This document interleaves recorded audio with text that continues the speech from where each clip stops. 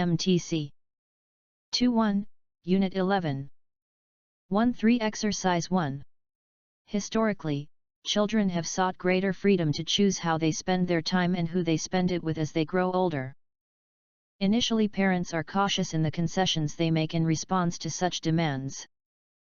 They may often take a step-by-step approach of allowing a certain amount of freedom to test the waters in terms of whether their child can use it responsibly or whether they abuse such privilege and run into trouble. As children enter their teen years and become physically more mature, they begin to make greater freedom demands, and parents must then make judgment calls about how far to relax earlier controls over their child's behavior. 1.0. Ultimately, concessions must be made not just to alleviate domestic tensions but also to allow their offspring to gain greater experience of self-reliance in the wider world. Against this background, the mobile phone has become a tool that parents and children can use to meet their separate needs in this complex social dynamic. MTC. Good job. Let's start. MTC 2.1, Unit 11. 1.3 Exercise 2. The importance of the retail sector to the global economy is particularly evident during times of crisis. World leaders, faced with a severe economic downturn, look to consumers for help. After 9/11, U.S. President Bush asked Americans to carry on with their lives, not to lose confidence, and to continue spending. 9/11. Leaders made similar requests in response to the recent global recession, because when consumers stop buying, the economy grinds to a halt. In contrast, when consumers are confident and spending freely, money flows through retail stores, up the supply chain, and all the way back to the manufacturers, farmers, and other producers, making stops along the way with lawyers, bankers, and other service firms. Meanwhile, governments pick up their share through corporate, land, income, and consumption taxes. Consumers are at the heart of all of this economic activity. MTC. Good job. Let's start. MTC 2.1, Unit 11. 1.3 Exercise 3. People use self-presentation to advance their claims to identity. In some studies, participants were made to feel either secure or insecure about their claims. For example, among participants who aspired to become expert guitarists, some were told that their personality profiles differed markedly from those of expert guitarists, which conveyed the message that the participant was not on his or her way to becoming one of those experts. Others were told that they fit the profile precisely, which made them feel as if they were doing well on their project of becoming an expert guitarist. They were then asked whether they would like to give guitar lessons to beginners, and if so, how many. The people who had been made to feel insecure about their claims to becoming expert guitarists wanted to teach many more lessons than the people who were told they were already looking like expert guitarists. The insecure ones wanted to strengthen their claims to being a guitarist by teaching guitar to others, because these others would view them as good guitarists. MTC. Good job. Let's start. MTC 2.1, Unit 11. 1.3 Exercise 4. The history of life on Earth shows that when new needs arise, evolution accommodates them by creating new structures. In the primeval Earth, single-celled creatures joined up to become multi-celled ones, surrendering independence in exchange for collective power. CO2-breathing plants cooperated with O2-breathing animals to create a new biosphere in which each could evolve all the faster. CO2-O2. Predators invented better ways to hunt, so prey invented better defenses, which forced predators to innovate yet again. When humans appeared, the process picked up speed, with each cycle taking place in centuries rather than millennia. Plows led to better harvests, which gave people leisure time to invent better plows. Telegraphs let newspapers go national, which created a demand for better journalistic tools such as teletypewriters. New computer chips let electrical engineers create even faster chips. Each push triggers a pull, which sets the stage for another push. MTC. Good job. Let's start. MTC 2-1, Unit 11. 1-3 Exercise 5-7. During the time of King Husain Kurt, there lived a person by the name of Maulana Arshadi, who was well known for his poverty and beggary. However, he possessed a beautiful voice by means of which he would move the hearts of the people. Husain Kurt Maulana Arshadi. When Husain Kurt desired to send a messenger to King Shuja of Shiraz, to convey his message to him, the people suggested, "The speech of Maulana Arshadi, the beggar, is excellent." Husain Kurt Shiraz Shuja. Maulana Arshadi. King Husain summoned him and said, "I intend to send you upon an important mission. The only flaw that you possess is that you beg. However, I am willing to send you to Shiraz if you promise not to bring my name into disrepute by begging there." Husain Shiraz. Saying this, he gave him 20,000 dinars. On his part, Maulana Arshadi promised that he would not beg in Shiraz. 2. Maulana Arshadi Shiraz. Preparations were made for the journey, the money was handed over to him and he eventually set out for Shiraz. Shiraz. Reaching there, he was given the reply for the message that he had from King Husain. However, when he desired to return, King Shuja and the members of his administration expressed their desire to hear some sermon in his voice. Husain, Shuja. It was decided that he would preach in the mosque after the Friday prayers. People, as well as the members of the king's administration, had gathered in the mosque to hear him speak. On Friday, as he began to speak, it was not long before he had captivated everyone by his voice. Observing this, his trait of beggary stimulated his greed and so, unable to restrain himself, he said, "I have promised not to speak of my poverty and beggary. However, from the time I have entered your city I have not witnessed any charity from your side. Is it that all of you have given your word not to give me any alms?" Hearing this, the people burst out in laughter, and then proceeded to give him so much money that he was left pleased and satisfied. MTC. Good job. Let's start. MTC. 2-1, Unit 11. 1-3 Exercise 8.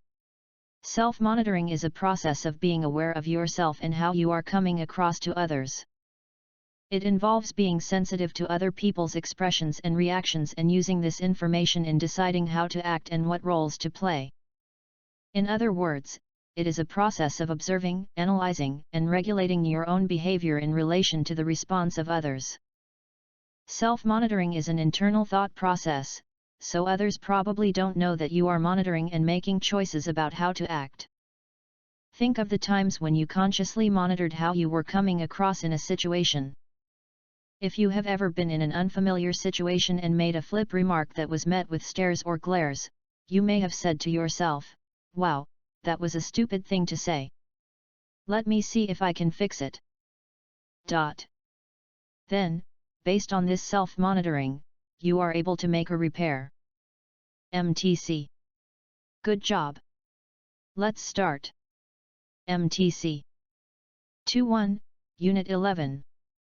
1-3 Exercise 9. Ancient people explained their world using stories known as myths. The Bakuba people of Central Africa thought the world was formed when a giant was sick. Bakuba.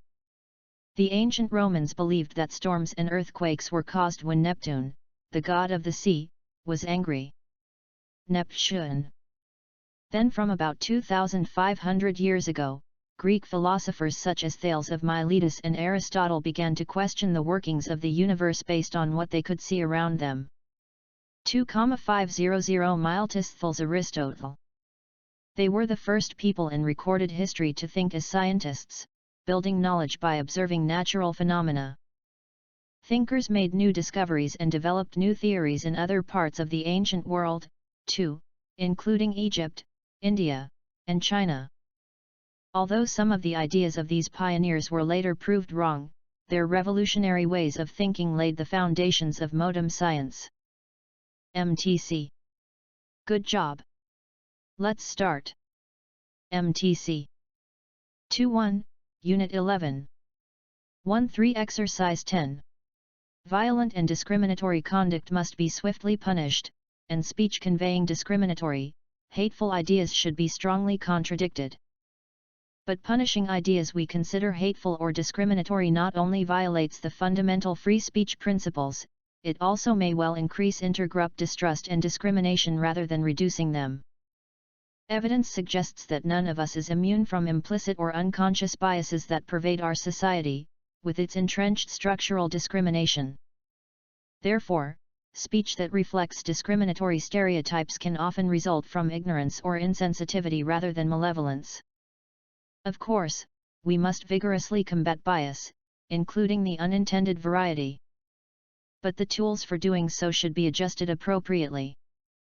Someone who negligently conveys stereotyped views is likely to respond more positively to constructive educational outreach than to accusations of and punishment for hate speech.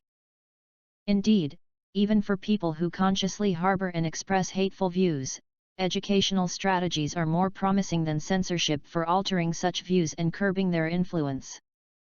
MTC. Good job. Let's start. MTC 2.1, Unit 11. 1.3 Exercise 11. A motivation for incorporating technology into music instruction could be cultural rather than pedagogical. As a field, education is inherently slow to change.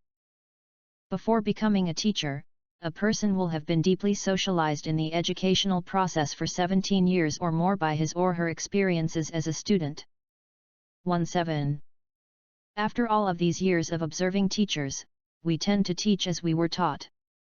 Although this can be beneficial when good teaching practice is transmitted forward through the generations, it can also be a drawback when new approaches are left untapped. Previous generations of music teachers did not use computers and digital technologies, not because they chose not to but simply because the technology was not available. Not only is it a professional educator's responsibility to explore the pedagogical benefits of new technologies, but it is also important that instruction remains current and connected to society.